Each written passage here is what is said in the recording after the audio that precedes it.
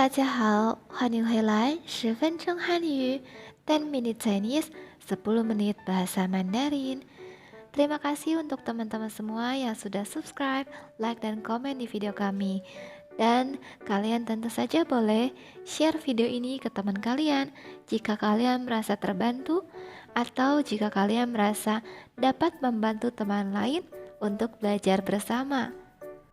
Kita langsung ya masuk ke pembahasan kita hari ini di bab 13 dengan judul 他在学做中国菜呢. 他在学做中国菜呢. Hari ini kita akan membahas catatan atau 注释. Ya, catatan penting yang harus kita bahas, yang perlu kita pelajari di bab ini. Yang pertama, ada 叹词, kata seru wei. Nah, kata seru wei ini nada aslinya itu nada keempat, wei. Tetapi kalau digunakan untuk menyapa seseorang di telepon, kita biasanya pakai nada 2 menjadi wei.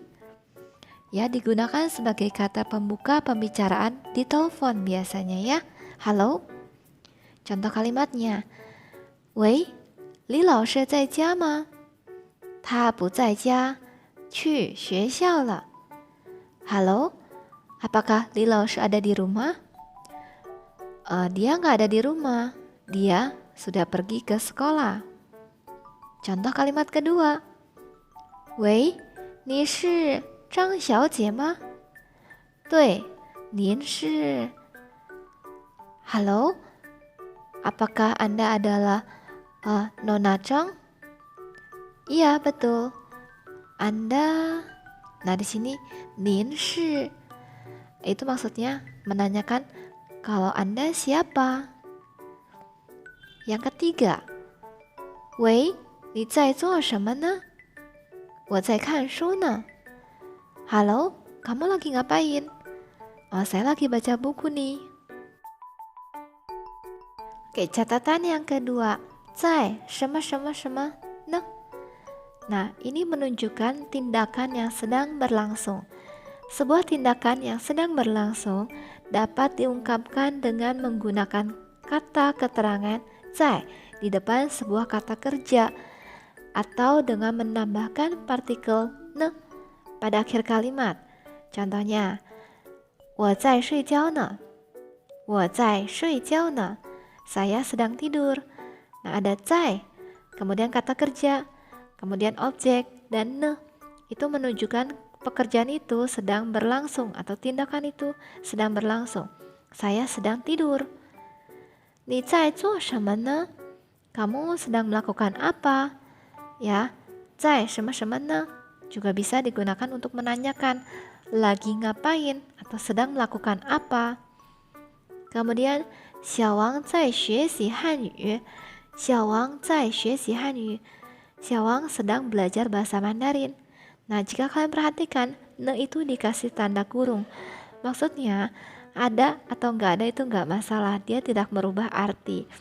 Misalnya kalau saya hanya bilang, 我在睡觉. Dengan 我在睡觉呢. Itu artinya sebenarnya sama aja, sama-sama sedang berlangsung, ya.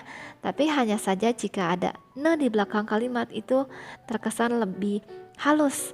Saya lagi tidur nih, gitu ya. Dengan saya sedang tidur, agak beda ya kalau di belakang ada tambahan partikel, lebih halus, lebih lembut, gitu. Kemudian kalau misalnya 小王在学习汉语 dengan 小王在学习汉语呢. Artinya sama aja, hanya saja ne mungkin lebih enak didengar ya. Nah, kemudian bentuk kalimat negatifnya hanya cukup menambahkan kata mei di depan zai. Ya, bentuk kalimat negatifnya menjadi mei, kemudian zai ditambah kata kerja atau frase kata kerja itu tanpa menambahkan partikel ne.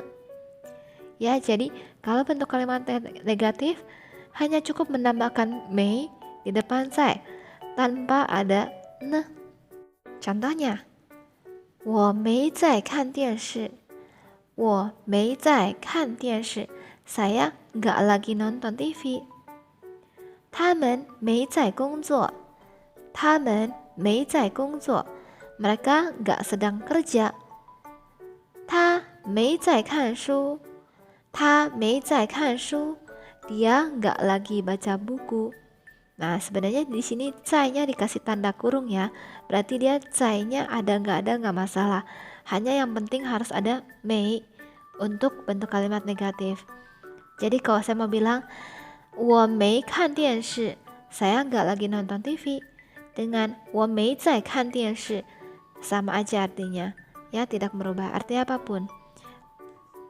Kemudian catatan yang ketiga, ini ada cara pengucapan nomor telepon. Nomor telepon diucapkan dengan cara yang berbeda dari pengucapan angka pada umumnya.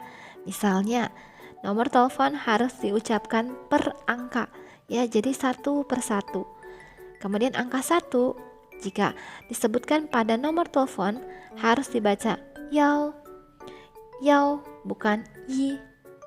Contohnya, 8069478 dibaca menjadi paling 9478. Kemudian 13851897623. Panjang banget ya. Nah, kalau ini dibacanya menjadi 138518977623. Kemudian 823045156 dibaca menjadi 82304156. Ya, jadi ingetin angka 1 dibaca yao pada saat kita membacakan nomor telepon. Catatan yang keempat ada 语气助词 kata bantu atau partikel pa. Partikel pa yang digunakan pada akhir kalimat perintah merupakan kalimat yang menyatakan pemberian saran atau perintah dengan maksud intonasi bicara yang diperhalus. Contohnya, 这儿没有人，请坐吧，谢谢。这儿没有人，请坐吧，谢谢。Oh, di sini nggak ada orang, silakan duduk ya. Lebih halus ya, 请坐 dengan 请坐吧，silakan duduk dengan silakan duduk ya. Agak beda ya, ada pa lebih halus. Kemudian contoh kalimat yang kedua, 今天我们在家吃饭吧。好，今天我们在家吃饭吧。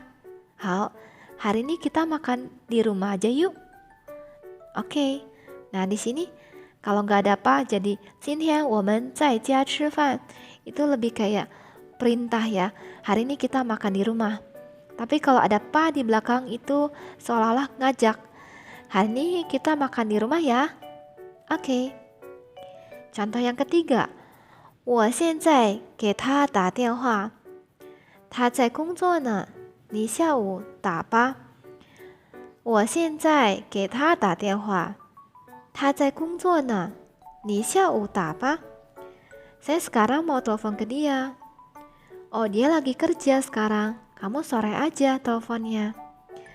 Ya, ada nisya uta apa? Itu ada pa-nya lebih kayak memberi saran. Ya, atau perintah tapi dengan nada yang halus. Kalau cuma bilang nisya uta, jadi benar-benar perintah harus ikutin. Ya, lebih tegas. Tapi kalau ada pa itu lebih halus. 好，我们今天的课就讲到这里，谢谢大家，我们下次再见喽，拜拜。